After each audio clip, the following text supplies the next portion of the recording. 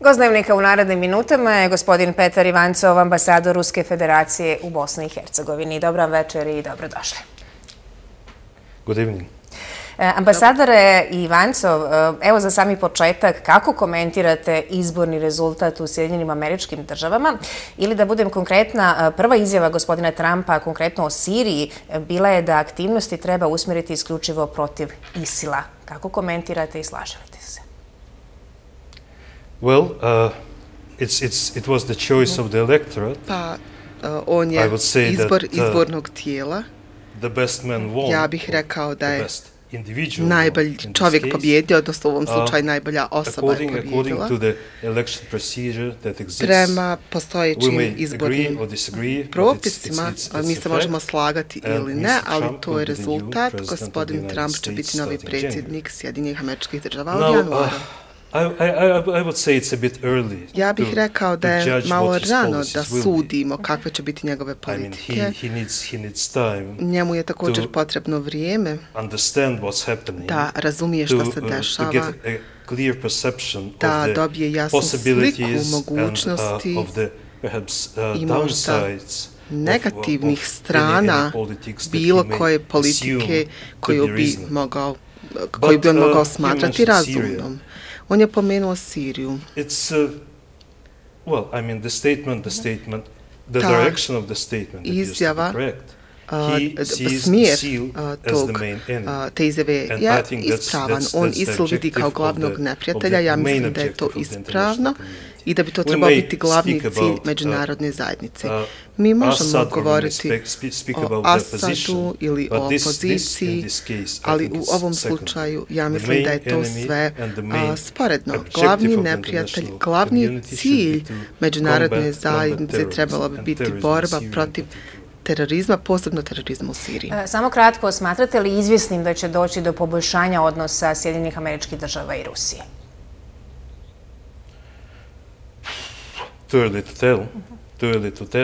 Prerano je da bi se to moglo reći. Mi smo spremni i mi smatramo da je neophodna izmjena odnosa. Trenutno stanje nije prihvatljivo. Ne smatram ni da je prihvatljivo Sjedinjenim Američkim državama. Nama definitivno nije prihvatljivo. Ali kao što sam rekao, Donald Trump će morati formulisati svoje politike, ali u svakom slučaju to je jedan novi početak. Koliko ja mogu reći, on nema unaprijed određenih mišljenja i mislim da je ovo prilika da se otvori nova stranica koja možda neće biti svima dobra, ali to je nova šansa. U Bugarskoj je pobjedio proruski kandidat i u Moldaviji se očekuje sličan rezultat. Kakve su ovo vijesti, ambasadore, za Rusiju? Pa ja se ne bih složio sa izrazom proruski, jer se čini da bilo koja osoba koja pokuša da zauzme manje više objektivan stav prema odnosima s mojom zemljom se na neki način označava kao proruska osoba. Proruski to nije nužno loš izraz, negativan izraz. Ja bih rekao da je važno da je neko konstruktivan, da je u stanju da vidi prednosti odnosa i da bude bez predrasuda. Gospodine Ivancov, u javnosti se špekulira o ruskoj umješanosti u posljednje nemire, konkretno u regiji, odnosno kada su u pitanju izbori u Crnoj Gori, zatim u Makedoniji. Konstantno se pravi slika da Rusija ozbiljno utječe na dešavanja u regiji. Što je tu, ambasadore, u stvari istina, odnosno koliko je zaista Rusija zainteresirana za ovu regiju? Mi smo zainteresovani za ovu regiju, to je činjenica. Mi vidimo sve zemlje regije kao svoje dugoročne partnere, istorijski, ekonomski, politički i duhovno, ako želite, vjerovatno ne sve, ali neke od njih. I prirodno je da Rusiju zanimaju razvoj i dešavanja ovdje. Ja ne volim teorije zavjere. Ja ne vjerujem da sve ono što se dešava uključuje intervenciju nekoga, ne nužno ni Rusije, nego bilo koje druge vanjske sile. Ja vjerujem da postoje neki objektivni procesi koji se dešavaju u različitim državama regije. Uzmite Crnu Goru, na primjer. Oni su imali izbore, imamo izborni rezultat, on se nama možda sviđa ili ne, ali to je rezultat. Mi smo jasno rekli da nismo imali ništa sa onim pokušajima, onako kako ih je predstavila vlada, da se Đukanovićeva vlada makne s vlasti. Ja nisam vidio dokaze bilo koje strane, niti dokaze za ono što je rekao premijer Vučić u Srbiji, niti dokaze za ono što je premijer Đukanović rekao u Podgorici.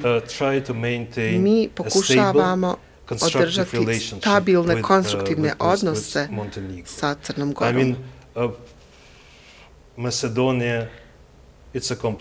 U Makedoniji je proces komplikovan. Mislim da problem nije toliko intervencija bilo koja, nego odnosi između različitih političkih stranaka. Makedonija je jedno komplikovano društvo. Imate dvije stranke na makedonskoj strani, imate značajnu albansku populaciju koja ima svoje vlastite legitimne interese i to je nešto što se može riješiti interno. Ako međunarodna zajednica može pomoći, treba pomoći, ali ne treba ni pokušati da stane na bilo koju stranu u događajima tamo i ne treba pokušati da nametne rješenja. Ostavit ćemo u nastavku regiju po strani. Idemo govoriti o Bosni i Hercegovini. Sastajali ste se sa predsjednikom Republike Srpske, razgovarali ste o referendumu, dugo je to bila jedna od najaktualnijih tema u Bosni i Hercegovini. Na sjednici PIK-a ste izdvojili mišljenje, tada ste tražili kompromis. Kako vam sve to izgleda danas kada je sve prošlo?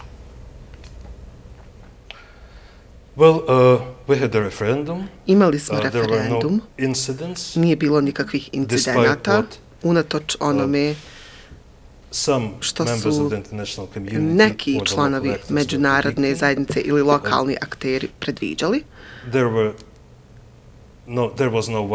Nije bilo nasilja. Imamo rezultat koji jasno pokazuje da stanovništvo Republike Srpske želi slaviti svoj nacionalni dan 9. januara. Narodna skupština Republike Srpske je reagovala u skladu s tim, izmijenila je zakon, tako da je 9. januar, dan Republike Srpske, se slavi kao sekularni praznik. Ja ne vidim nikakav problem u ovom trenutku. Naravno, morat ćemo vidjeti kako će to prihvatiti Ustavni sud Bosne i Hercegovine i međunarodna zajednica općenito. Ali, općenito govoreći, šta je bio uopšte problem? Mislim, cijela stvar je nekako, po mom mišljenju, prenapuhana. Predstavnik ste jedne od članica PIK-a i jedna od strana članica Ujedinjenih naroda. Kako komentirate poziv visokog predstavnika, nedavni poziv Valentina Incka Zapadu da, citiraću, ukloni Milorada Dodika?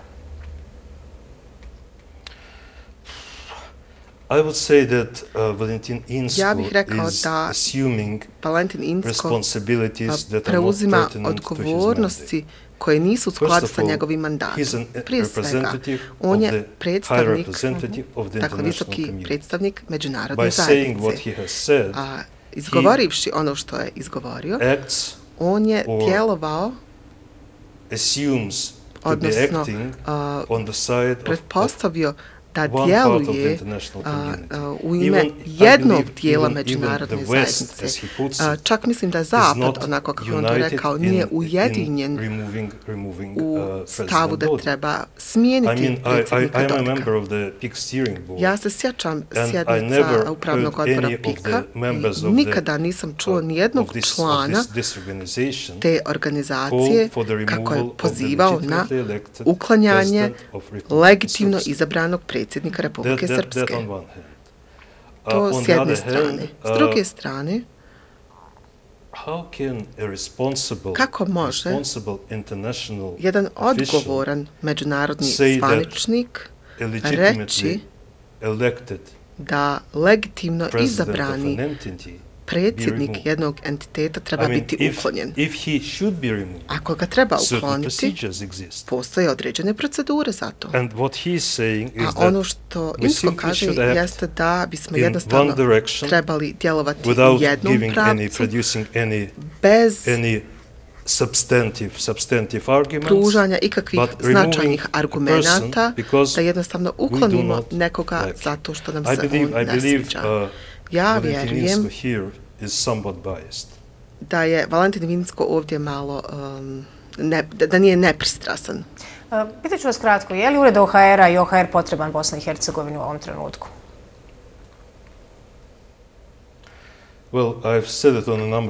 Ja sam mnogo puta rekao, ja vjerujem da su vremena visokih predstavnika davno prošla.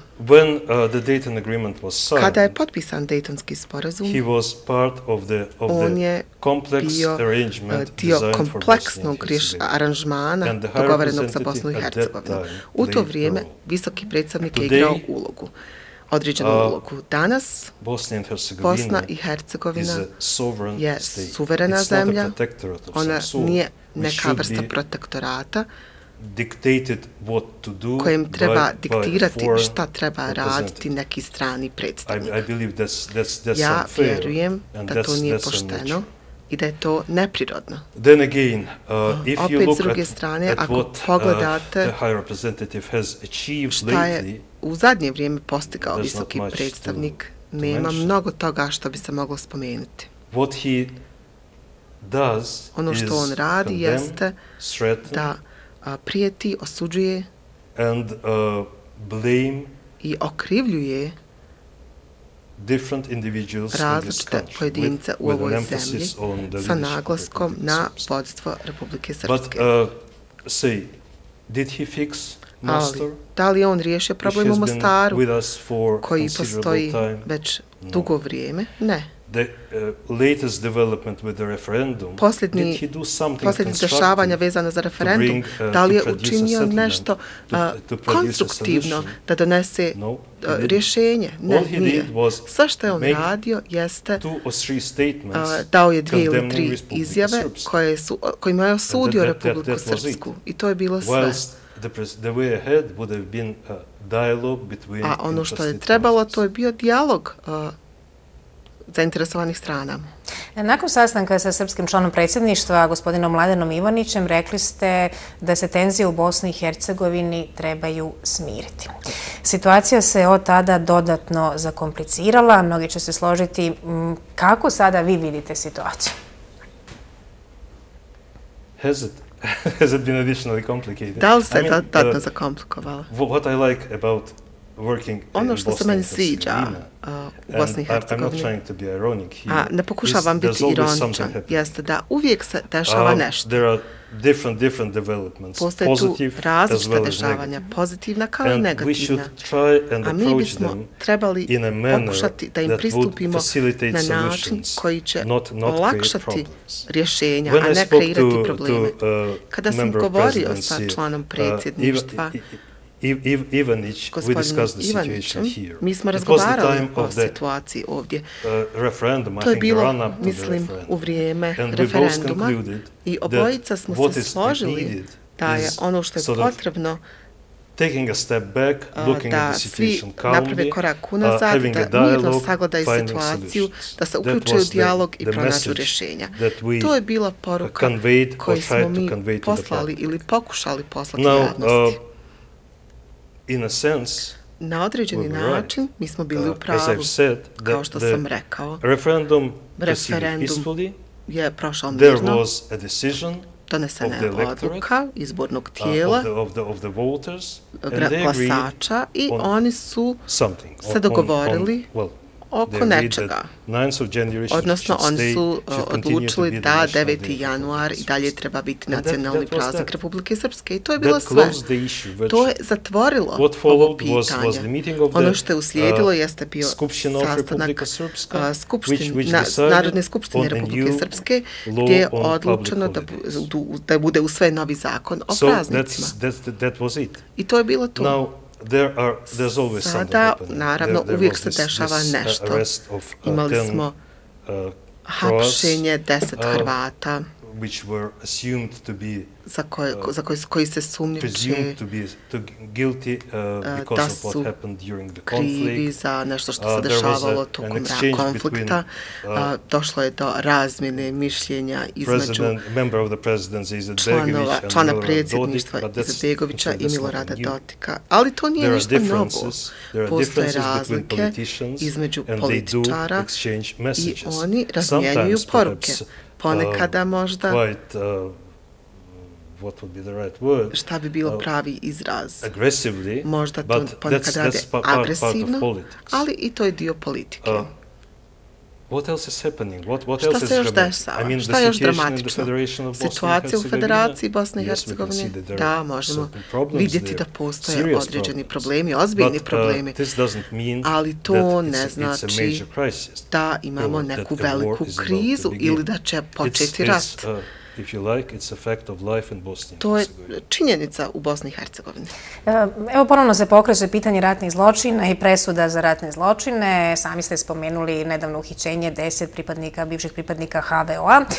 Međutim, je li Rusija zadovoljna urađenim poslom konkretno u Haškom tribunalu, odnosno što možemo očekivati kada izvješće tribunala dođe u Ujedinjene narode?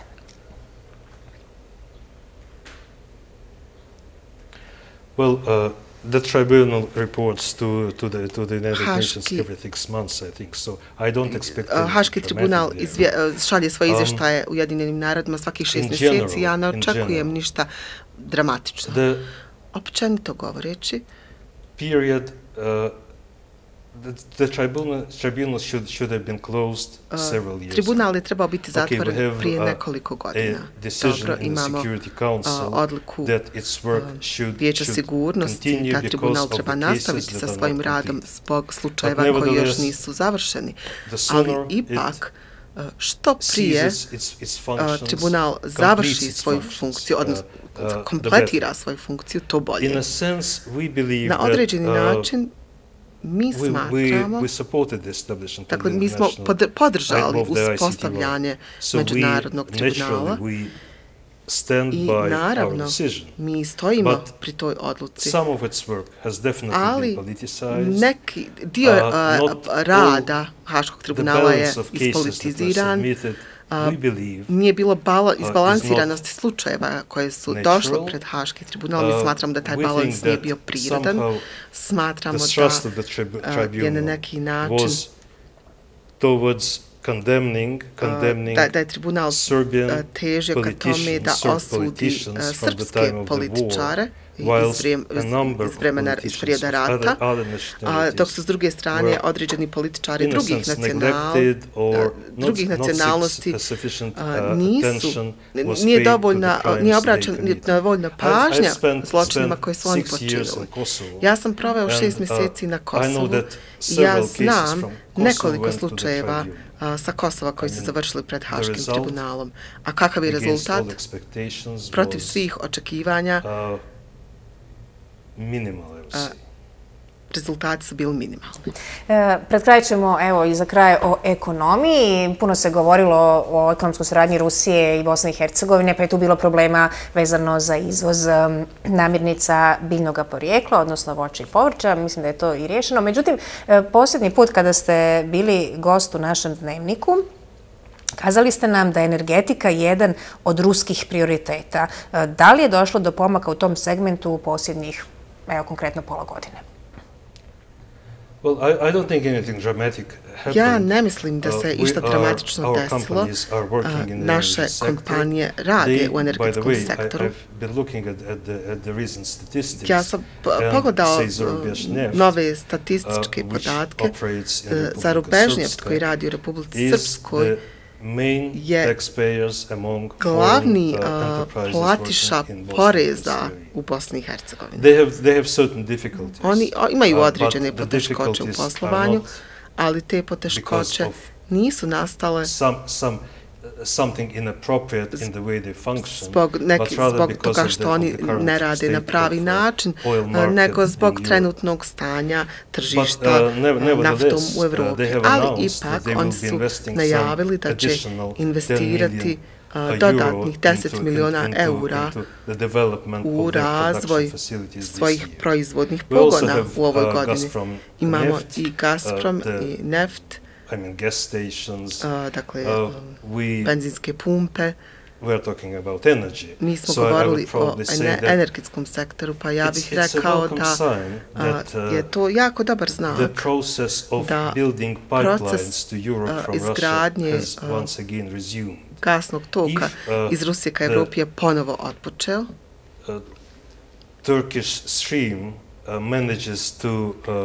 Ako turski tok uspije da dobije na zamahu i da zamijeni južni tok, onda ćemo imati nove mogućnosti za ovu regiju, jer taj gasovod bi prolazio kroz nekoliko zemalja u regiji i vjerovatno kroz Bosnu i Hercegovinu također.